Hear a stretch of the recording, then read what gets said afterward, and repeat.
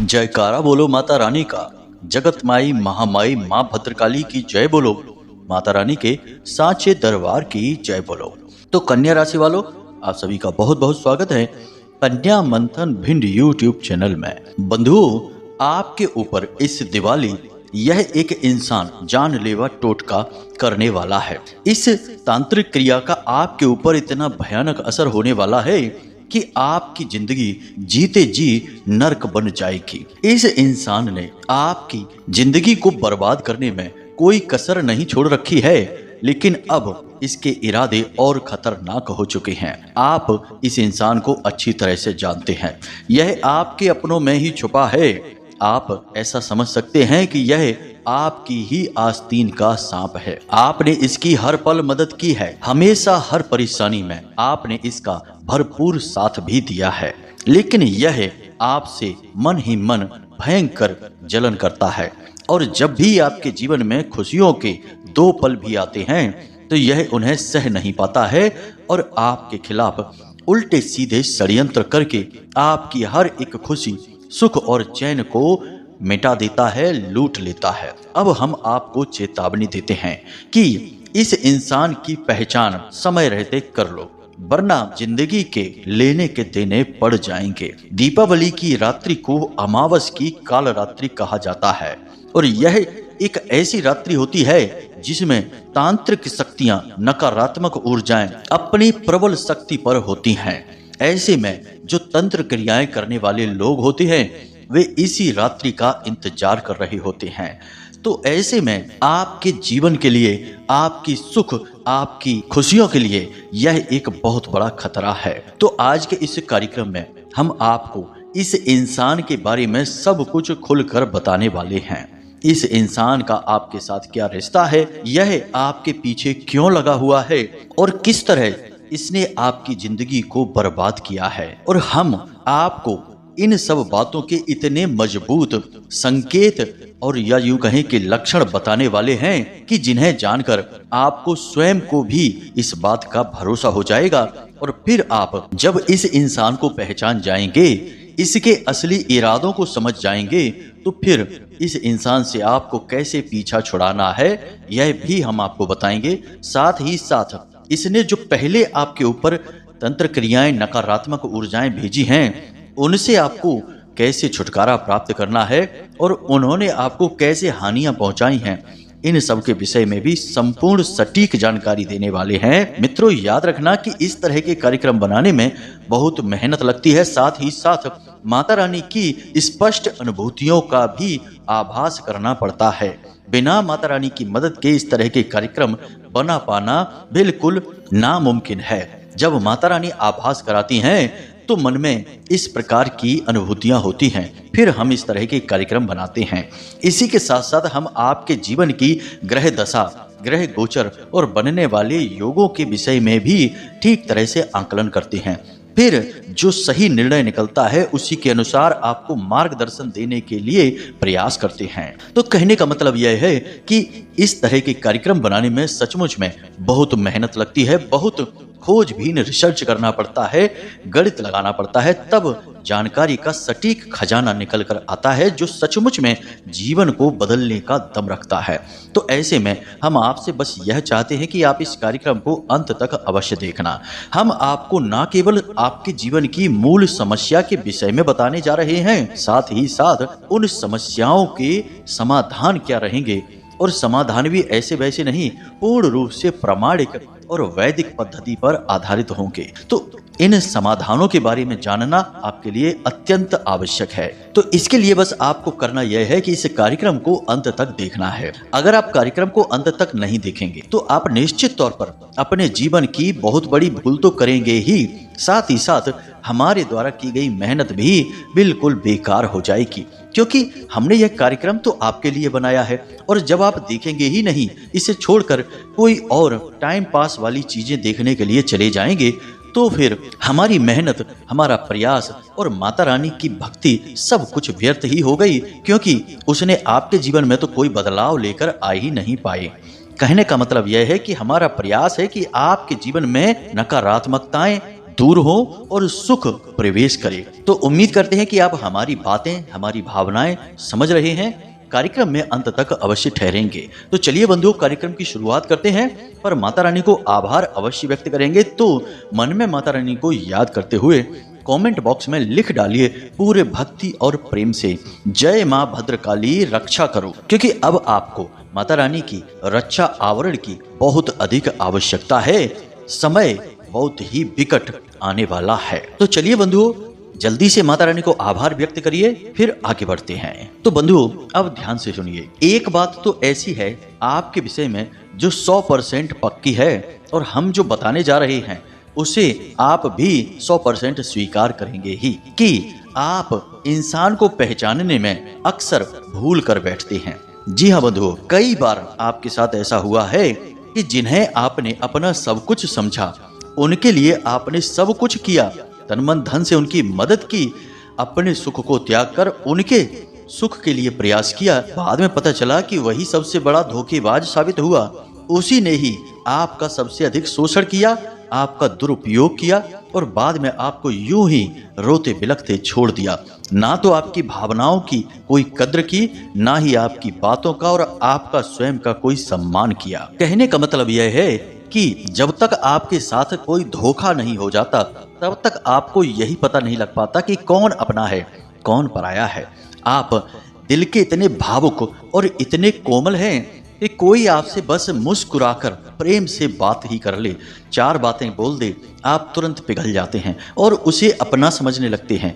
आश्चर्य की बात तो यह है बंधु कि कई बार ऐसा हुआ कि किसी व्यक्ति से 2-4 मुलाकातें करने के बाद ही आप अपने दिल के गहरे राज उसके लिए खोलना शुरू कर देते हैं। अब इसे आपकी मासूमियत कहें, या फिर भोला भालापन, या फिर आपकी नादानी, या फिर मूर्खता कहें, कि आज के इस कठोर वातावरण में लोग किस तरह से एक दूसरे को बेवकूफ बनाकर अपना काम निकाल रहे हैं।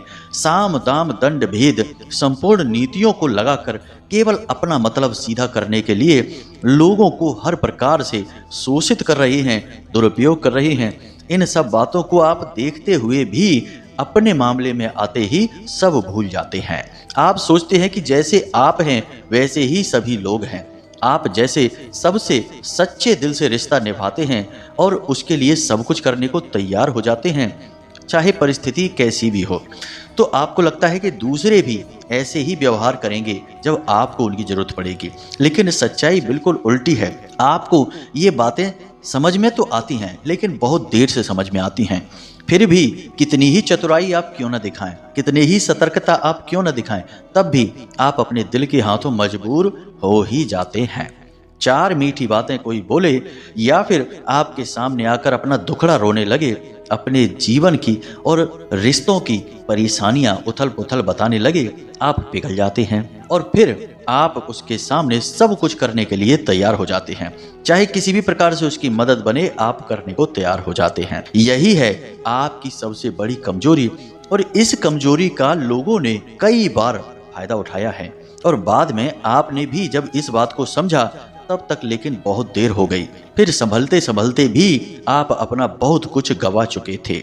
जी हाँ बंधु, ये सारी बातें हम आपको इसलिए बता रहे हैं कि आपके ऊपर जब कोई किसी प्रकार की क्रिया करता है, तंत्र मंत्र करता है, या फिर आपकी खुशियों से जलने लगता है और आपके लिए कुछ बुरा करने लगता है, मन में बुरा सोचने लगता है, तो इन सब बातों में कहीं ना कहीं आपकी ही गलती अवश्य शामिल रहती ही है। जी हाँ बंधु, पहले आप ही लोगों को इतना बढ़ावा दे देते हैं कि बाद में उनकी इतनी हिम्मत बढ़ जाती है कि वे आपके खिलाफ कुछ उल्टा सीधा सोचने से करने से भी पीछे नहीं हटते हैं। यानी कि आप समझिए, आपकी आदत कुछ ऐसी है कि आप रिश्ते नातों को निभाने के चक्कर में बहुत सारी चीजों को अनदेखा करते रहते हैं।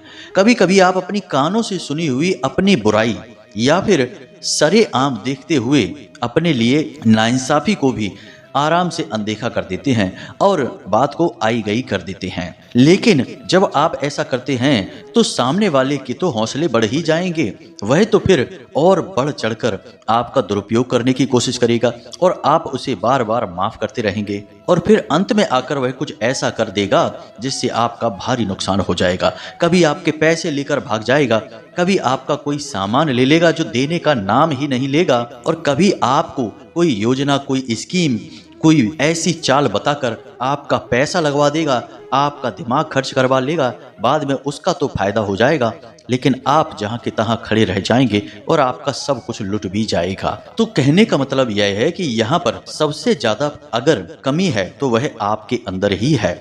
आपको अपने मन को मजबूत करना होगा और एक बात अपने दिमाग में अच्छी तरह से बैठा लेनी होगी कि यह संसार सीधा साधा तो बिल्कुल भी नहीं है। यहाँ लोग दूसरों को बेवकूफ बनाकर अपना काम निकाल लेने को चतुराई का नाम देते हैं। किसी को ठगने को, किसी की मजबूरी का लाभ उठाने को लोग मौका समझते हैं और इसी तरह से इसकी टोपी उसके सर घुमाते घुमाते लोग अपना जीवन बिता रहे हैं। ऐसे में जब एक जैसे लोग मिलते हैं तो उनका कुछ खास नहीं बिगड़ता, लेकिन आप जैसे भोले भाले मासूम लोग जब इन लोगों के जाल में फंस जाते हैं तो आपका बहुत अधिक नुकसान हो जाता है। आपको भावनात्मक तौर पर भी बहुत बुरा लगता है और चीज़ों का और रुपए पैसे का नुकसान होता है सो अलग, समय भी आपका खराब हो जाता है सो अलग। तो कहने का मतलब यह है कि अब आप अपने मन में एक संकल्प करिए कि आपके आसपास, आपके साथ जितने भी लोग हैं, चाहे वो कोई भी रिश्ता नाता हो, चाहे आपके मित्र हों, आपके साथी संबंधी कोई भी हों, सबको कहीं ना कहीं थोड़ा बहुत शक की नज़र से आपको अवश्य देखना ही देखना है, क्योंकि इन्हीं में कुछ लोग ऐसे हैं जो अपना मतलब सीधा करने के लिए आपसे जुड़े हुए हैं। अब आप सबको एक ही दृष्टि से देखिए। कहने का मतलब यह है कि आप सब पर कहीं ना कहीं थोड़ा थोड़ा शक अवश्य करिए और लोगों के काम, उनकी बातों पर, उनकी हरकतों पर नजर अवश्य रखिए। तो आपको सब कुछ धीरे धीरे स्पष्ट होने लगेगा और कौन आपके लिए सच्चे दिल से आपसे जुड़ा हुआ है, कौन आपको सचमुच में प्रेम करता है और कौन केवल अपना मतलब सीधा कर रहा है, आपको बेवकूफ समझ रहा है और बेवकूफ बना भी रहा है, यह स्पष्ट होने लगेगा। और यहीं से आपके जीवन में परेशानियों का दौर धीरे धीरे समाप्त होने लगेगा, क्योंकि जब आपको यह पता लगने लगेगा कि यह इंसान धोखेबाज है, यह केवल अपना मतलब सीधा करने के लिए आपसे जुड़ा है, तो आप फिर उससे धीरे धीरे दूरी बनाने लगेंगे। जी हाँ बंधु, अब आपके अंदर यह हुनर है प्राकृतिक तौर पर कि आप लोगों के मन को समझ सकते हैं, लोगों की बातों से उनके नियत का सही अंदाजा लगा सकते हैं। कहने का मतलब यह है कि बुद्धिमानी की आपके पास कोई कमी नहीं है, बशर्ते कि आप अपनी भावनाओं पर नियंत्रण रखना सीख जाएं। और एक खूबी आपके अंदर और बहुत अच्छी है कि जिस इंसान की कमियां, गलतियां हद से ज्यादा बढ़ जाती हैं और आप जब उसे पकड़ लेते हैं तो फिर जब आप एक बार उससे रिश्ता समाप्त करते हैं तो फिर मुड़कर उसकी तरफ पीछे कभी नहीं देखते हैं। जी हाँ बंधु, यह आपकी बहुत अच्छी आदत है। कहने का मतलब यह है कि आप यह अच्छी तरह से जानते हैं कि किस इंसान से रिश्ता तोड़ना है और किस इंसान से रिश्ता चलाना है, बशर्ते कि आप अपनी समझदारी का सही प्रयोग करें।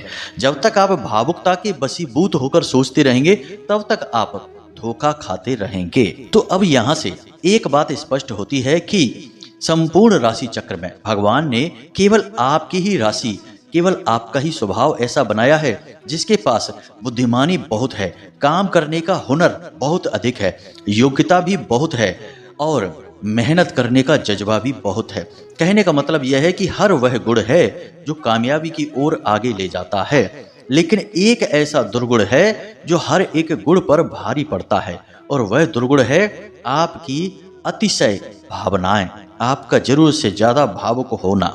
जी हाँ बंधु, इसी की वजह से हर एक गुण का आप चाहकर भी उपयोग नहीं कर पाते हैं। सत्य को अपनी आंखों के सामने देखते हुए भी अनदेखा करते रहते हैं और जीवन भर बार बार धोखा, चोट, परेशानियां खाते हुए भी आप असली सीख ले नहीं पाते हैं। तो यहाँ तक हम आपको ये सारी बातें इसलिए बता रहे हैं क्योंकि आज मानकर चलिए हम आपको सब कुछ स्पष्ट बता भी दें, लेकिन एक इंसान से पीछा छुड़ाने के बाद अगला तैयार बैठा है आपको ठगने के लिए, आपकी भावनाओं का दुरुपयोग करने के लिए, आपको भावुक बनाकर आपका शोषण करने के लिए। याद रखिए कि यह संसार आज के समय में कुछ इस प्रकार काम कर रहा है या ऐसा बन चुका है कि यहाँ धोखेबाज बहुत अधिक हैं।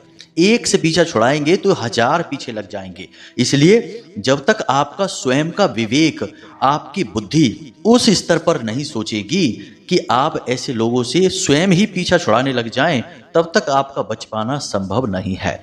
उम्मीद है आप हमारी बातों को समझ चुके हैं। अब हम आपको बताने जा रहे हैं उस 3 नाम के इंसान के विषय में जो आपका शोषण कर रहा है और आपके ऊपर भयंकर तांत्रिक क्रिया, टोटका इसने पहले भी करे हैं, जिसकी वजह से आप बहुत बार परेशान हुए हैं। और अभी हाल फिलहाल भी इसने आपके ऊपर एक टोटका कर रखा है, जिसकी वजह से आप परेशान चल रहे हैं। जहां आपको नहीं परेशान होना चाहिए, आप वहां भी परेशान हैं। जितनी आमदनी आपकी होनी चाहिए उतनी आमदनी नहीं हो रही है। सब कुछ इसने बांध रखा है। आपकी बुद्धि, आपका घर परिवार, आपकी आमदनी, सब कुछ इसने बंधन करा रखा है। तो अभी भी आप इसकी चपेट में हैं, लेकिन अब दीपावली की रात्रि में यह कुछ बड़ा करने वाला है। तो इसके विषय में आपको हम बताने जा रहे हैं। ध्यान से सुनिए। इसके नाम के प्रथम अक्षर हैं, पहला रा नाम का व्यक्ति है, जिसका की राशि तुला है। जी हाँ बंधुओं। दूसरा जा नाम का व्यक्ति और तीसरा सा नाम का व्यक्ति। जी हाँ बंधुओं। सा नाम के व्यक्ति की राशि कुंभ है और उसका एक दूसरा नाम भी है जो आ अक्षर से है। जी हाँ बंधुओं। तो अब आप देखिए, यह आपके अपनों में ही शामिल हैं। अब हो सकता है कि किसी इंसान के जीवन में ये तीनों नाम वाले व्यक्ति मौजूद हों, या फिर किसी एक इंसान के जीवन में कोई एक नाम वाला व्यक्ति ही शामिल हो। अब हमने जब आपको यह इशारा दे दिया है, तो यहाँ से आपको एक सही मार्गदर्शन प्राप्त हो गया है।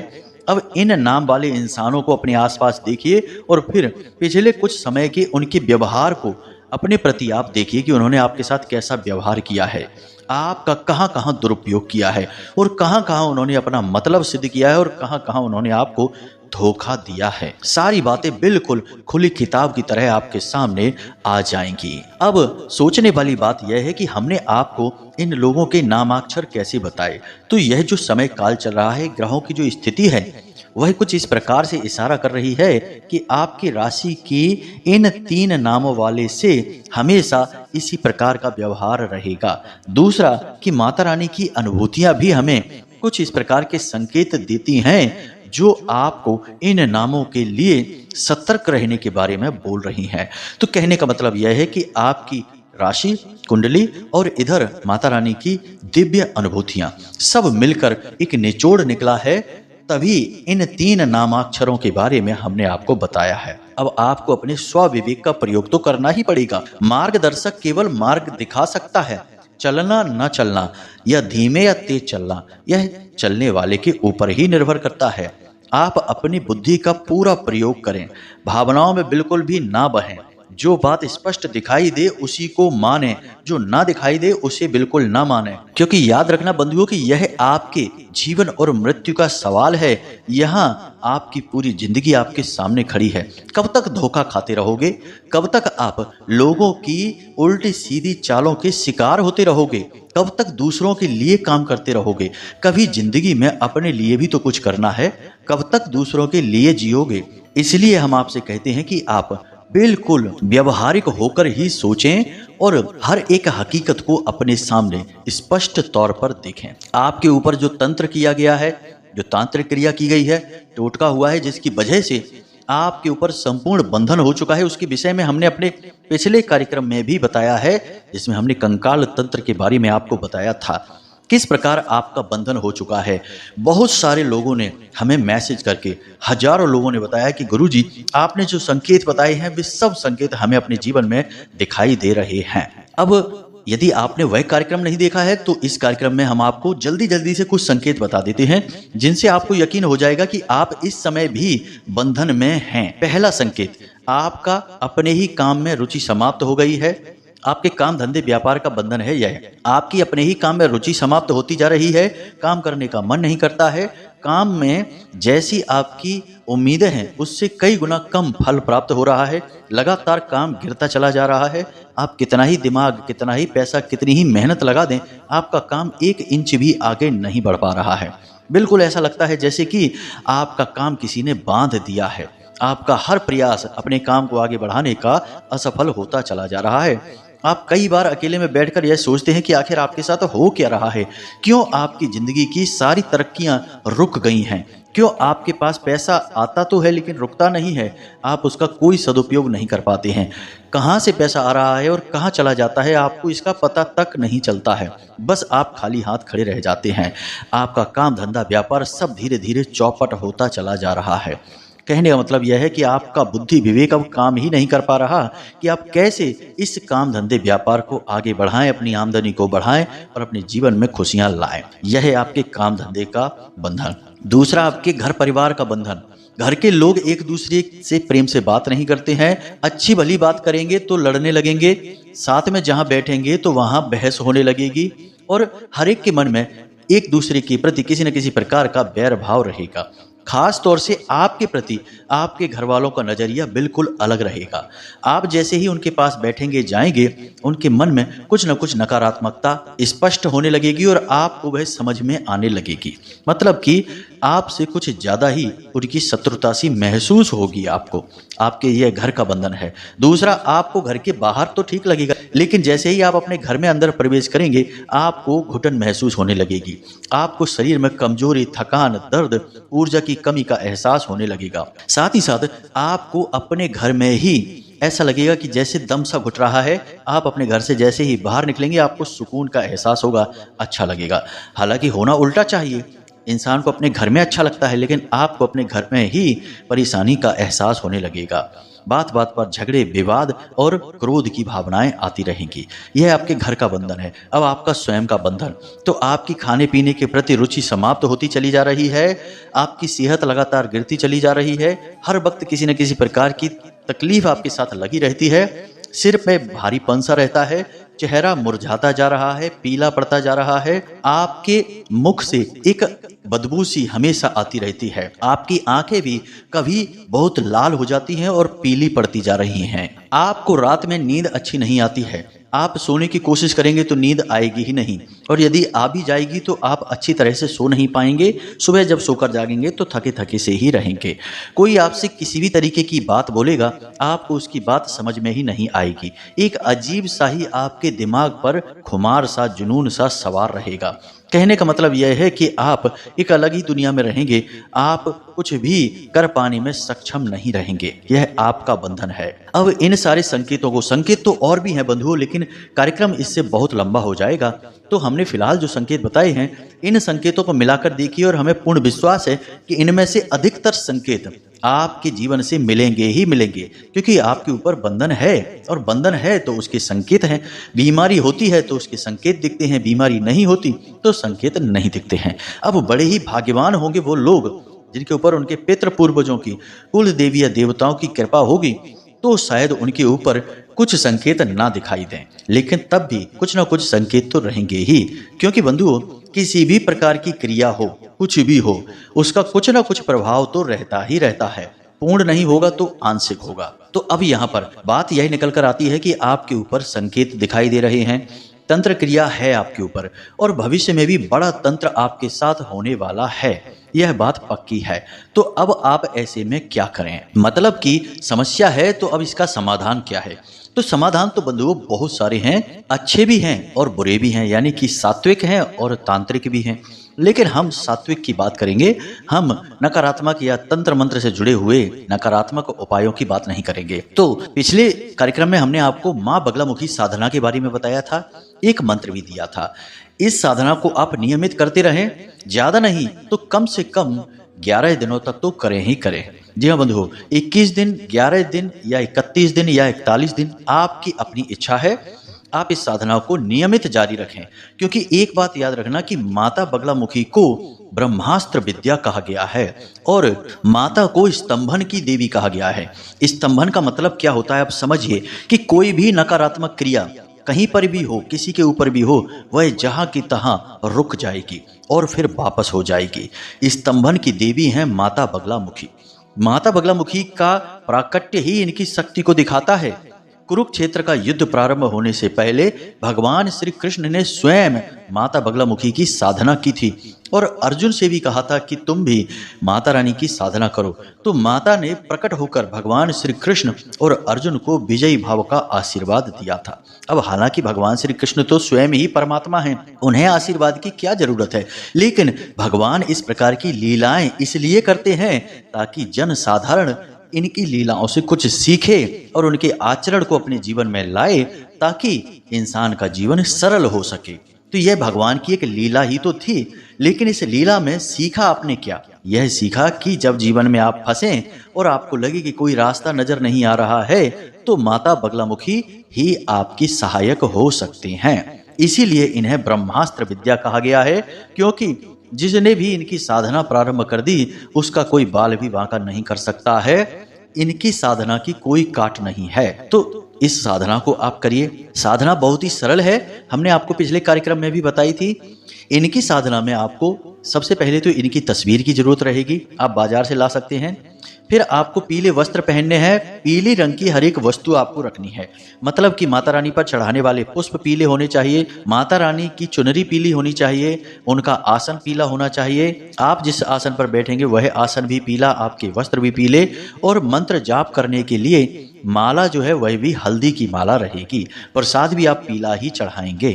तो कुल मिलाकर सब कुछ पीले रंग का आप रखेंगे। इन्हें पीताम्बरी देवी भी कहा जाता है। और इनकी साधना आप किसी भी दिन वैसे तो प्रारंभ कर सकते हैं, परंतु शनिवार का दिन सर्वोत्तम रहता है इनकी साधना को शुरू करने के लिए। तो आपने यदि वह कार्यक्रम नहीं देखा है तो अब आप देख चुके हैं इस कार्यक्रम को, तो इस साधना को आप शनिवार के दिन से प्रारंभ कर सकते हैं। साधना प्रारंभ करने के लिए नियम बड़े ही सरल हैं, कोई विशेष नियम नहीं है। बस माता रानी को धूप दीप नैवेद्य आदि से, आचमन आदि से उनका पूजन करना है और उसके बाद माता रानी का सिद्ध मंत्र जो हम आपको देने जा रहे हैं, इसी मंत्र का एक माला जाप प्रतिदिन करना है। और पहले दिन आपको हाथ में पुष्प, जल और थोड़े से चावल लेकर अपना नाम, अपना गोत्र, अपना स्थान और अपना लक्ष्य यानी अपनी साधना के बारे में माता रानी को बताना है कि हम 11 दिन की साधना करने जा रहे हैं और हम चाहते हैं कि आप हमारे ऊपर से हर एक प्रकार की तांत्रिक क्रिया को काट दें, यह आवश्यक है। तो इस प्रकार आप संकल्प करके जल को माता रानी के सामने छोड़ देंगे। यह पहले दिन की क्रिया रहेगी। इस साधना को फिर आपको लगातार जारी रखना है, एक भी दिन खंडित मत करना। रात्रि के समय यह साधना होगी, यानी 9 बजे से 11 बजे के बीच में। और जिस समय पर आप पहले दिन करेंगे, कोशिश करें कि प्रतिदिन उसी समय पर साधना करें। ऐसा नहीं कि पहले दिन 9 बजे और उसके बाद अगले दिन 11 बजे और उसके बाद अगले दिन शाम को 7 ही बजे कर ली। नहीं, समय नहीं बदलेगा, समय नियत रहेगा। मंत्र कौन सा रहेगा इसे आप ध्यान से समझिए। मंत्र पूर्ण रूप से सिद्ध है और हम आपको यह मंत्र दे रहे हैं तो यह गुरु शिष्य परंपरा के अंतर्गत आपको प्राप्त हो रहा है, तो आपको इस मंत्र को सिद्ध करने की आवश्यकता नहीं है। इस पर जितना प्रयास करना था वह हम कर चुके हैं। आपको यह मंत्र पहले दिन से ही लाभ देना प्रारंभ कर देगा। तो ध्यान से सुनिए, मंत्र मोबाइल की स्क्रीन पर भी दिखाई देगा आपको और हम बोलकर भी बता रहे हैं। ओम ह्लीम बगलामुखी सर्वदुष्टानाम वाचम मुखम पदम स्तंभय जीभाम कीलय बुद्धिम विनाशय ह्लीम ओम स्वाहा। यही इनका मंत्र है, 36 अक्षरी मंत्र है। इस मंत्र का आपको प्रतिदिन एक माला जाप करना है बस। और आप देखेंगे कि पहले दिन से ही आपको फर्क दिखाई देना शुरू हो जाएगा। बस आपको करना यह है कि जब इनकी साधना आप कर रहे हो उस समय आपको तामसिक भोजन नहीं करना है। जुआ, शराब, वेश्यावृत्ति, मांस भक्षण, जीव हिंसा, झूठ, गुस्सा और स्त्रियों का अपमान, ये कार्य आपको नहीं करने हैं। जितना हो सके उतना सात्विक भोजन ग्रहण करें, तेज मसालेदार भोजन ना खाएं और शांत रहें, सत्य बोलें। बस इतने नियम हैं, इन्हें आप मानकर चलिए और फिर देखिए कि कैसे चमत्कार होते हैं। कोई कितना ही बड़ा तांत्रिक, तंत्र मंत्र, झाड़ फूंक करने वाला कोई भी चला आए, आपका बाल भी बांका नहीं कर पाएगा। जी हाँ बंधु, ना तो अभी और ना भविष्य में कभी भी। तो आप इस साधना को करिए, परिणाम आपको सकारात्मक मिलेंगे, हमें पूर्ण विश्वास है, क्योंकि हमने माता रानी की बहुत साधना की है और हमें इनके बारे में सब कुछ पता है, तभी हम आपको बता रहे हैं। तो उम्मीद करते हैं कि जो बातें हमने आपको बताई हैं वे आपको समझ में आ गई हैं। इन बातों का प्रयोग करके आप अपने जीवन में निश्चित बदलाव लेकर आ पाएंगे, ऐसी हम माता रानी से कामना करते हैं। अब यदि कोई प्रश्न आपके मन में उठे तो आप कमेंट करके पूछ सकते हैं या व्हाट्सएप नंबर पर मैसेज करके भी पूछ सकते हैं। इसी के साथ साथ आज के इस कार्यक्रम को विराम देते हैं। मिलते हैं अगले ज्ञानवर्धक कार्यक्रम में, तब तक के लिए धन्यवाद। हमेशा हंसते रहिए, मुस्कुराते रहिए, सकारात्मक रहिए और दिन में एक बार मंदिर अवश्य हो आइए, क्योंकि आपका उद्धार तो वहीं से होना है। तो प्रेम से बोलिए जय माई की, जय मां भद्रकाली, जय मां बगलामुखी। माता रानी आपका कल्याण करें। धन्यवाद।